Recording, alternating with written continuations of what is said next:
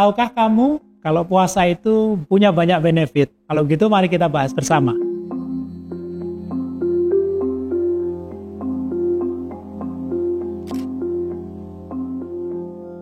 Puasa itu sama seperti kendaraan kita masuk ke bengkel. Puasa itu memberikan jeda kepada sel, pada kendaraan kita, jadi kendaraan metabolisme kita, supaya dia kemudian beristirahat. Autofagi adalah mekanisme yang ada di dalam tubuh kita, terutama dilakukan pada tingkat seluler, yang memberikan jeda kepada sel untuk tidak bekerja terus-menerus. Bagaimana cara memberikan jedanya? Jadi kita meminimalisir nutrisi yang masuk.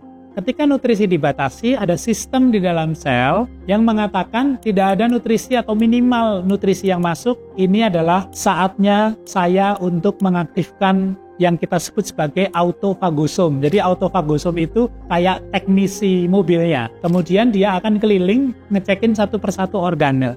Sama seperti saat kendaraan itu belum diganti olinya misalnya, itu kan oli itu ada di mana-mana di bagian dari mesin itu. Ketika oli itu terlalu sering dipakai kan dia jadi mengental. Ketika dia mengental, perputaran mesinnya relatif tidak jauh lebih baik. Ketika dia sudah dibersihkan, diganti olinya menjadi oli yang baru, sama seperti misalnya sistem autofagi, mitokondrianya diganti baru, badan Golginya diganti baru, otomatis kinerja sel itu menjadi lebih efisien. Karena ini kebetulan sistem mekanisme autofaginya sudah memperbaiki banyak hal di dalam tubuh. Inilah saatnya kalian memproduksi sistem kekebalan yang baru sehingga dia akan sebetulnya meningkatkan imun.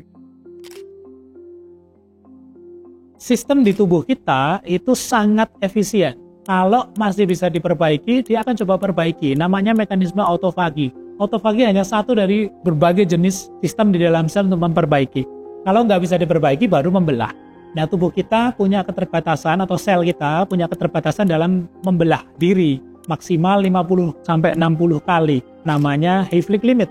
That as the cells approach their limited capacity to replicate, a state that I call phase 3, and phase 3 is the period when the cells have stopped dividing. Jadi bagaimana sel kita itu membelah-belah, kemudian pada akhirnya nggak bisa membelah lagi, kemudian terjadilah penuaan. Nah, autofagi itu membantu kita untuk memperlambat penuaan. Kenapa? Karena selnya diperbaiki, kayak umur mobil lah tadi. Jadi ketika dia masuk bengkel, dengan yang tidak masuk bengkel, tentu saja yang rutin masuk bengkel, umur usia mobilnya akan lebih panjang daripada yang nggak pernah masuk bengkel. Sama seperti kita, kalau kita sering puasa, rutin lah ya, itu akan menginduksi yang namanya autofagi, jadi tubuh kita dilatih untuk kemudian memperlambat penuaan. Puasa itu sebetulnya terdiri dari berbagai jenis puasa. Ada yang kita sebut dengan intermittent fasting. Jadi puasa selama at least 14-16 jam, kemudian diikuti dengan konsumsi nutrisi selama 8 jam. Puasa Ramadan sebetulnya masuk ke dalam intermittent fasting. Ada yang namanya kita sebut dengan puasa harian. Total selama 24 jam tidak makan, tidak minum. Ada yang kita sebut dengan puasanya hanya puasa makanan saja. Jadi minum dia masih. Ada yang dilakukan selama 6 jam, ada yang dilakukan 8 jam, ada yang dilakukan 24 jam. Apapun yang tidak kita masukkan ke dalam tubuh kita akan mencari nutrisinya dengan cara lain. Misalnya, tubuh kita punya cadangan lemak di sekitar perut kita, ya dia akan ngambil energinya dari situ dulu. Akan diambil dulu dari situ ketika nutrisi itu terbatas. Efeknya ke dalam tubuh setiap individu balik lagi kepada bagaimana kondisi genetik yang bersangkutan, kondisi epigenetik yang bersangkutan. Ya, gaya hidupnya, apakah dia merokok, apakah dia tidurnya larut, apakah dia makan makanan yang bergizi, dan lain sebagainya. At least secara umum, apapun yang kawan-kawan mungkin targetkan di dalam puasanya, minimal 12 jam, itu akan menginduksi autofagi.